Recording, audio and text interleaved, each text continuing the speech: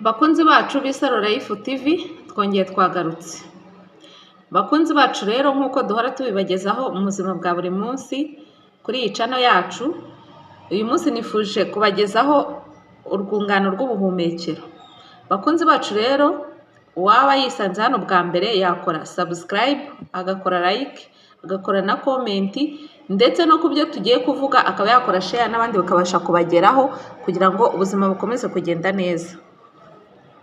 Urwungano rw'ubuhumekero rero ni umwe mu mirimo ijyana imikorere y'umubiri ihuriweho n'ibinyabuzima byose. Akamaro ko guhumeka ni ingenzi, ni ako kuvangura no gukura umwuka mwiza umubiri ukenera, oxygene, mu mwuka usanzwe mu kirere no kuwujyana mu nyama z'umubiri, hagasohoka umwuka mubi wangiza umubiri bita gaze carbonique. Uwo mwuka mubi ukaba uvanwa mu nyama z'umubiri unyuze mu maraso nk'uko umwiza nawo ujyanwamo n'amaraso.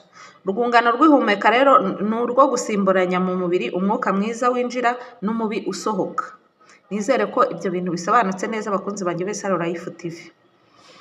Hanyuma ingingo zigize urwo rwungano n'imikorere yazo harimo amazuru, umuhogo, akamironko, igihogohogo n'indi mihehe ijyana umwuka, ibihaha n'udufuka twabyo. Buri muntu agira ibihaha bibiri biba bikikije inyama y'umutima byicaye hejuru y'agaho kitwa diaphragme. Kagira uruhare runini mu gutuma umuntu ashobora guhumeka, kihinahina no kwirambura. Kagatandukanya inyama zo mu gituza n'izo mu nda. Ibihaha bishobora kwiregura bigatuma byaguka. Ibihaha ni nabyo byihariye igice kinini cy'igituza. Ku bagabo bishobora gupima garama 1300. Niko abashakashatsi babibonye yuko abagabo bipima garama 1300.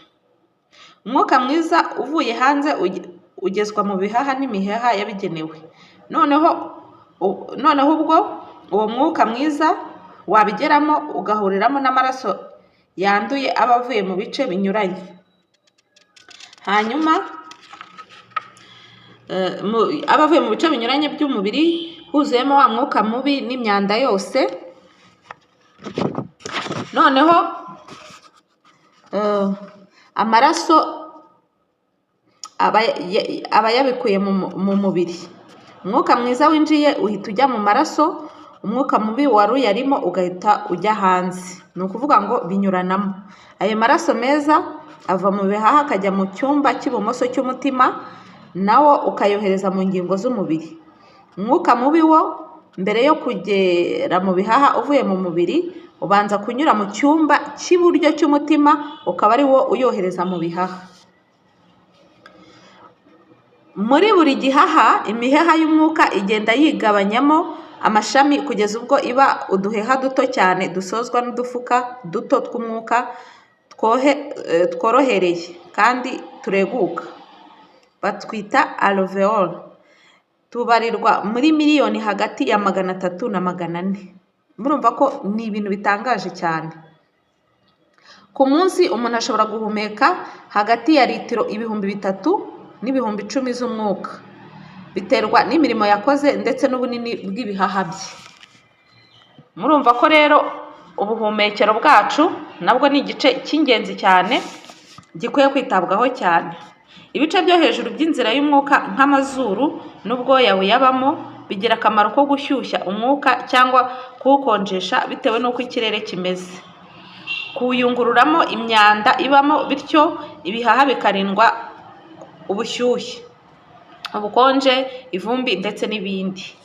Imyanda minini isigara mu mazuru ihagaritswe n'utwoya n'ibimwira, n'indi mitoya igasigara mu gahogohogo no mu yindi miheha.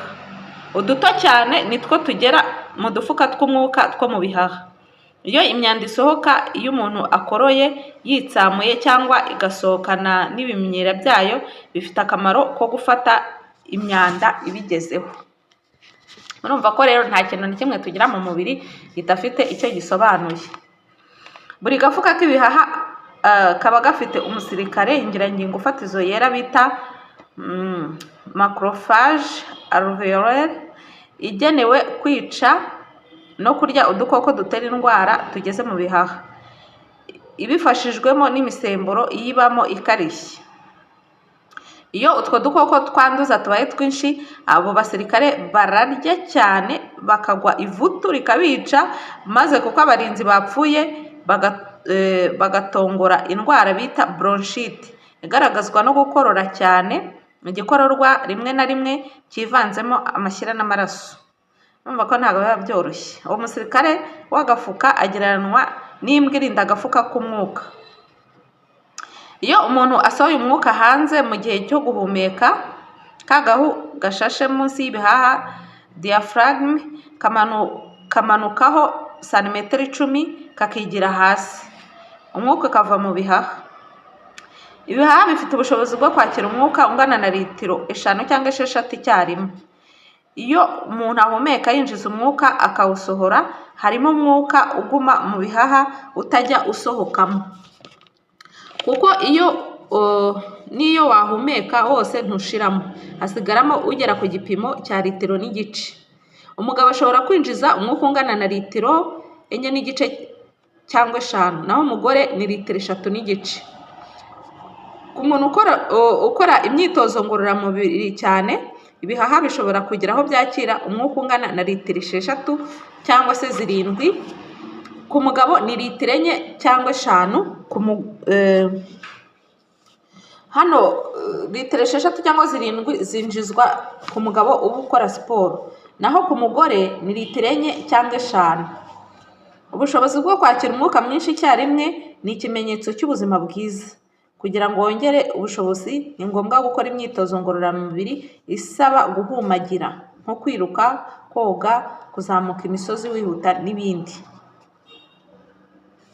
Imihumekere myiza mu gihe cy'imyitozo ngororamubiri, iyo ntacyo uri gukora, udufuka two mu bihaha ntitugeramo amaraso ahagije.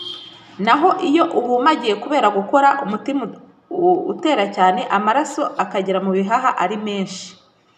Inyama ziri gukora mu gihe cy'imyitozo zohereza ikimenyetso mu gace k'ubwonko kabishinzwe, kakongera igipimo cy'umwuka hifashishijwe guhumeka vuba, cyangwa se icyo bita guhumagira n'amaraso menshi.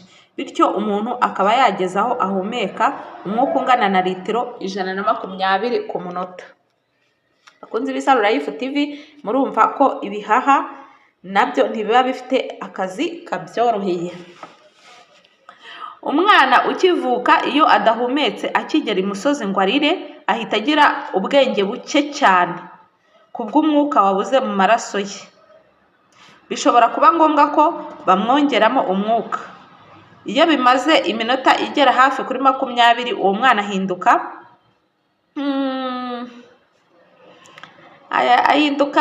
icyo bita debile. Ubwo urumva ko ubwenge bwe buba burangiriye aho rwose, murumva ko ntabwo biba byoroshye. Niyo mpamvu ababyeyi batwite ku nama tugenda tubagira n'ibyo baba bagomba gukoresha, bagomba kubikoresha bakabyara abana bazima bafite kimi. Abana badahura n'ibibazo bakubahiriza inama z'abaganga baba babahaye. Murumva ko ntabwo biba byoroshye nko ku babyeyi batwite pe, kuko igice kinini cy'ingirangingo fatizo z'ubwonko ziba zapfuye. Murumva ko rero urwungano rw'ihumeka narwo ni ingirakamaro cyane ku mubiri wacu. Hari indwara rero zikunda kwataka urwungano rw'ihumeka arizo nka bronchite. Bronchite rero buriya ku babyumva nka bronchite ni ukwangirika k'urusukume rutwikiriye utwenge tw'ibihaha, ubundi bitewe n'umwanda, bikongerwa cyane no kumira ibyotsi bibi nk'iby'itabi cyangwa ibindi. Urumva rero ko ntabwo biba byoroshye. Aha rero ibintu dushobora nko kwifashisha mu bintu bijyanye no kugira ngo urwungano rwacu rw'ubuhumekero rukomeze gukora neza, hano abahanga ndetse n'abashakashatsi batuvumburiye yuko tugomba gukoresha umutobe wa karoti, hanyuma tugakunda gukoresha tungurusumu cyangwa se ibihwagari, no kurya ibitunguru. Ibitunguru birafasha cyane mu rwungano rw'ihumeka.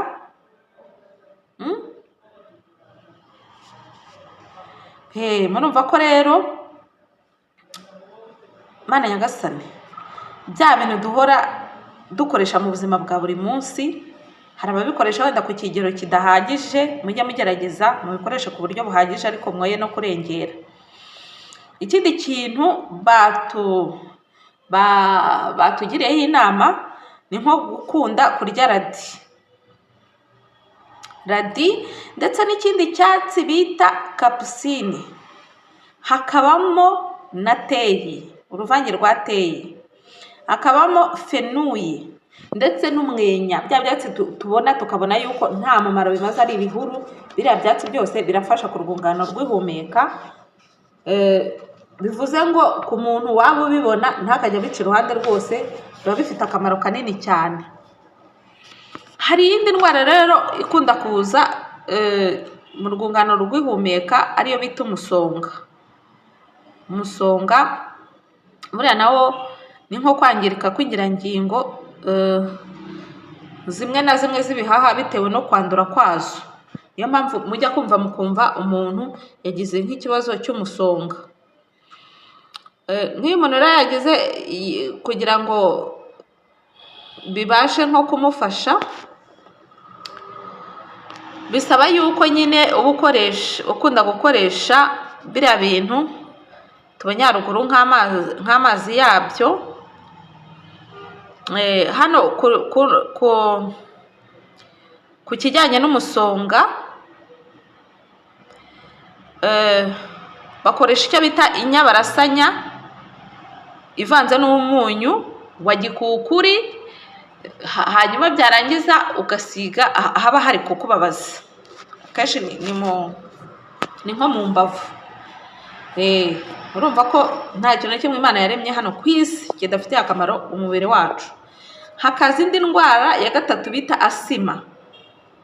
Asima nayo ni uburwayi burangwa no guhumeka biruhanyije ndetse ugasemeka n'agakorora, ubundi ukumva ubabara kubera utwenge tw'ibihaha tuba tutari gukora neza.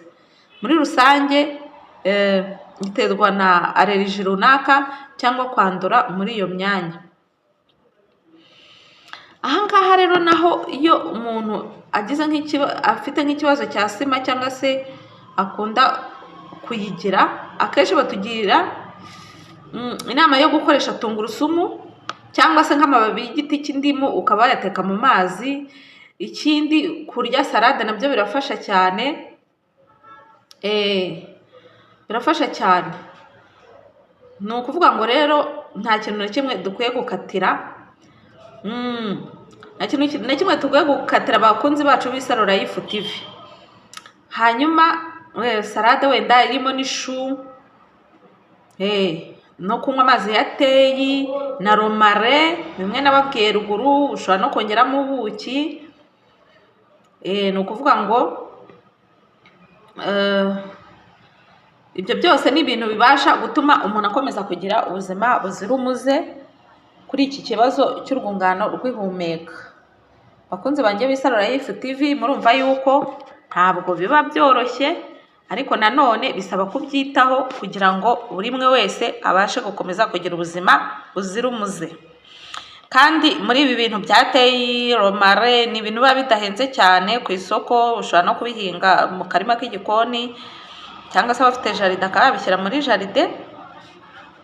Urumva ko bino byatsi bitugira akamaro kanini cyane iyo ukunze kubikoresha. Ni ukuvuga ngo rero iyo bronchite imaze igihe kirekire igenda igaruka, imitsi yo mu bihaha ishobora kubyimba. Ishobora kubyimba cyane ikanarwara. Ni ukuvuga ngo rero iyo bimeze gutyo, ushobora kwegera abaganga ba kizungu cyangwa se mu buryo bwo kwitabara ukaba ushobora gukoresha imboga za creso de fontaine. Mu masoko ziba zigiye zihari. Hari ubundi burwayi rero bushobora gutuma umuntu agarura nk'amaraso, ibyo bita hemoptysi, ariko bigomba kwemezwa n'umuganga ubizobereyemo, kuko hari igihe byaba ari ikibyimba cyangwa igituntu cyo mu bihaha kibitera. Urumva ko rero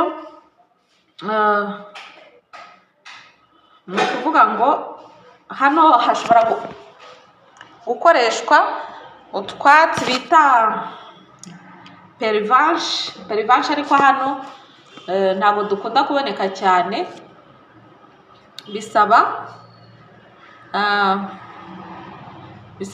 kudushakisha cyangwa se ukabashakisha ubundi buryo, cyangwa kwegera abaganga ba kizungu bakaba bafasha umuntu. Hakabamo rero n'icyo bita inkorora. Buriya inkorora nayo ni ikintu kibangamira urwungano rw'ihumeka cyane, niyo mpamvu hano batugira n'inama yo kuba umuntu yakoresha teyi, ariko teyi twabibonye ko ifasha mu bice byinshi cyane by'ihumeka, bivuze ngo uramuka ukunda gukoresha teyi ntabwo rwose ibibazo byakuza abakunzi banjye b'Isaro Life TV. Ni ukuvuga ngo rero hari nk'ibi biribwa cyangwa se ibiribwa cyangwa se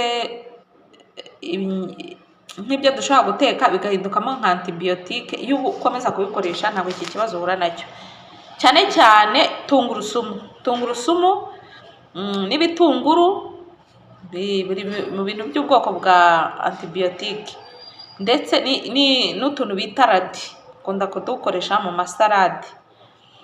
Bivuze ngo rero abakunzi banjye b'Isaro Life TV, ku kijyanye n'urwungano rw'ihumeka ni ibi ngibi nari nabateguriye, kugira ngo uwaba afite icyo kibazo cyangwa se n'ukeneye kwirinda kugira ngo adahura nacyo ajye abasha gukoresha tuno tuntu. Turafasha cyane mu buzima bwa buri munsi. Bakunzi banjye rero, n'ubundi nimwe mutuma nkomeza mbashakira ibintu byo kubagezaho kugira ngo ubuzima bwacu bukomeze bumere neza. Uwumva bimushimishije akore like, akore share, ndetse ashobora no gushyiraho na komenti y'uko abyumva, hanyuma dukomeze twigirire amagara mazima. Murakoze cyane kandi turabakunda. Nawe utaha.